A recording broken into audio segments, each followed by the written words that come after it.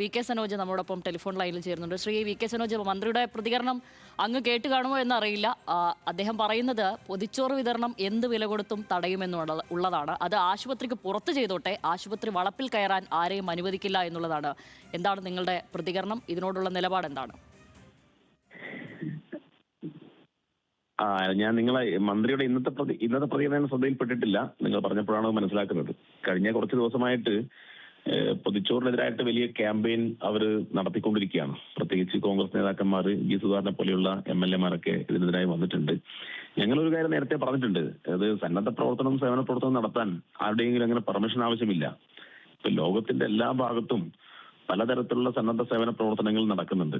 അപ്പൊ എല്ലാ കാര്യവും ഗവൺമെന്റ് തന്നെയാണ് ചെയ്യുക എന്നൊന്നും ഒരിടത്തും കാണാൻ വേണ്ടി കഴിയില്ലല്ലോ.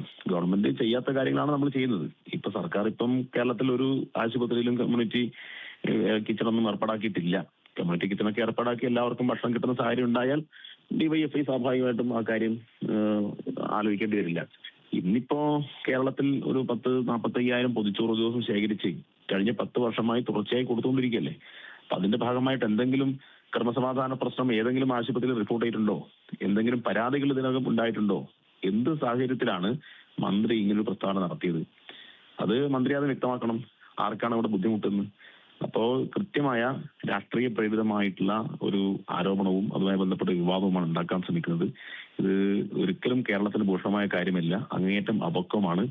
ഹീനമായിട്ടുള്ള പ്രഖ്യാപനവും അതുപോലെ തന്നെ ആക്രോശവുമാണ് ഇപ്പൊ നമ്മൾ കേട്ടുകൊണ്ടിരിക്കുന്നത്. ഇത് കേരള സമൂഹം അനുവദിക്കുന്ന പ്രശ്നമില്ല. ഭക്ഷണത്തിന് ആവശ്യമുള്ള കാലത്തോളം DYFI ആ പദ്ധതി തുടരും. അത് ഏതെങ്കിലും ഒരു മന്ത്രിയുടെ പ്രസ്താവന കൊണ്ട് അത്തരം കാര്യങ്ങളൊന്നും പിന്നോട്ട് പോകുന്ന പ്രശ്നമില്ല.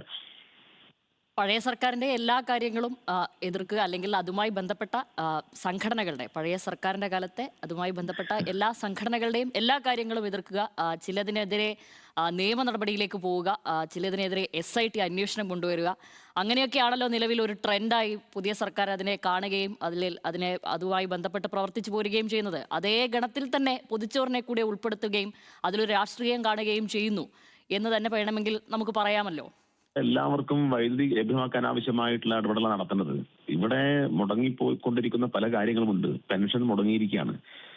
വിദ്യാർത്ഥികൾക്കുള്ള സ്കോളർഷിപ്പ്, കണക്ട് വർക്ക് സ്കോളർഷിപ്പ്, ഉദ്യോഗാർത്ഥികൾക്ക്, വനിതകളുടെ നേരത്തെ പ്രഖ്യാപിച്ച പദ്ധതി, സ്ത്രീ സുരക്ഷാ പദ്ധതി, അപ്പൊ അത്തരം കാര്യങ്ങളെല്ലാം മുടങ്ങുന്ന സന്ദർഭത്തിൽ അതെല്ലാം നല്ല നിലയിൽ മുന്നോട്ട് കൊണ്ടുപോകാനുള്ള ഇടപെടലാണ് നടത്തുന്നത്. ഇപ്പൊ ആശുപത്രികളുടെ സ്ഥിതി തന്നെ വലിയ ദയനീയമായി കൊണ്ടിരിക്കുകയാണ്. കൃത്യമായ സംവിധാനമില്ല. ഉദ്യോഗസ്ഥൻ മറ്റൊന്ന് പറയുന്നു, മന്ത്രി വേറൊന്ന് പറയുന്നു. ഒന്നിനും ഒരു കോർഡിനേഷൻ ഇല്ല. പനി വന്നിട്ട് ആളുകൾ മരിച്ചുകൊണ്ടിരിക്കുകയാണ്. അപ്പൊ അത്തരം കാര്യങ്ങളിലാണ് ശ്രദ്ധ കൊടുക്കേണ്ടത്. പിന്നെ മന്ത്രി തന്നെ പറഞ്ഞ കമ്മ്യൂണിറ്റി കിച്ചന്റെ കാര്യം നല്ല നിലയിൽ വരട്ടെ. എല്ലാ ആശുപത്രിയിലും കമ്മ്യൂണിറ്റി കിച്ചൺ സ്ഥാപിക്കട്ടെ. അപ്പോൾ പിന്നെ നമുക്ക് ഈ പൊതിച്ചോറിന്റെ ആവശ്യം ഉണ്ടാവില്ലല്ലോ. അപ്പൊ ഇതൊന്നും കൊണ്ടുവരാതെ വെറും പ്രഖ്യാപനം മാത്രം നടത്തിയിട്ട് DYFIയുടെ നേരെ എന്തിനാണ് ഇങ്ങനെ അനാവശ്യമായ ചർച്ചകൾ ഉണ്ടാക്കുന്നത്? അപ്പൊ അവിടെയാണ് രാഷ്ട്രീയം. ഞങ്ങളല്ല രാഷ്ട്രീയം ഇന്നത്തെ കലർത്തിയത്. ഭക്ഷണത്തിൽ പോലും രാഷ്ട്രീയം കലർത്തുന്നത്, പൊതിച്ചോറിൽ രാഷ്ട്രീയം കലർത്തുന്നത് മന്ത്രിയും കോൺഗ്രസുമാണ്. അതുകൊണ്ട് അത്തരം നീക്കങ്ങൾ അവർ പിന്മാറണം. ഇത് കക്ഷി രാഷ്ട്രീയത്തിന്റെ പ്രശ്നമല്ല. എല്ലാ വീടുകളിലും ഞങ്ങൾക്ക് പൊതിച്ചോറ് വരുന്നുണ്ട്. രാഷ്ട്രീയം നോക്കിയിട്ട് അവിടെ വിതരണം ചെയ്യുന്നില്ല. പിന്നെ പൊതിച്ചോറ് കൊണ്ടുവരുമ്പോൾ സ്വാഭാവികമായിട്ടും ഒരു കൊടിയെല്ലാം കുത്തി അവരുടെ സംഘടനാ എൻഡിറ്റി ഉൾപ്പെടുത്തി തന്നെയാണ് കൊണ്ടുവരുന്നത്. എന്താ തെറ്റ്? കൊടി അത്ര അശ്ലീലമായിട്ടുള്ള കാര്യമാണോ? ഇപ്പൊ ലോകത്തിന്റെ വിവിധ ഭാഗങ്ങളിൽ വിവിധ സന്നദ്ധ സംഘങ്ങൾ നടത്തുന്ന പ്രവർത്തനത്തിൽ അവരുടെ അടയാളം ഉപയോഗിക്കുന്നില്ലേ? റെഡ് ക്രോസ് യുദ്ധഭൂമിയിൽ റെഡ് ക്രോസിന്റെ ചിഹ്നം ധരിച്ച ബനിയനും ഡ്രസ്സൂട്ടറിലേ പോകുന്നത്. അത് തെറ്റാണെന്ന് പറയാൻ കഴിയുമോ? അപ്പൊ എന്തിനാണ് അത്തരം കാര്യങ്ങൾ സൂക്ഷ്മമായി നോക്കുന്നത്? അതുകൊണ്ട് ആർക്കെങ്കിലും ബുദ്ധിമുട്ടോ പരാതി ഉണ്ടാവുന്നില്ല. പരാതി ആർക്കാണ്? ഇതുകൊണ്ട് DYFIക്കും ഇടതുപക്ഷത്തിനൊക്കെ വലിയ അംഗീകാരം കിട്ടുന്നു എന്ന രാഷ്ട്രീയമായിട്ടുള്ള ഒരു പ്രശ്നം, അത് ഒരു പകപോക്കലായിട്ട് ഇവിടെ ഉപയോഗിക്കുകയാണ്. അത് ശരിയല്ല. ശരി, വളരെ നന്ദി ശ്രീ വി കെ സനോജ്.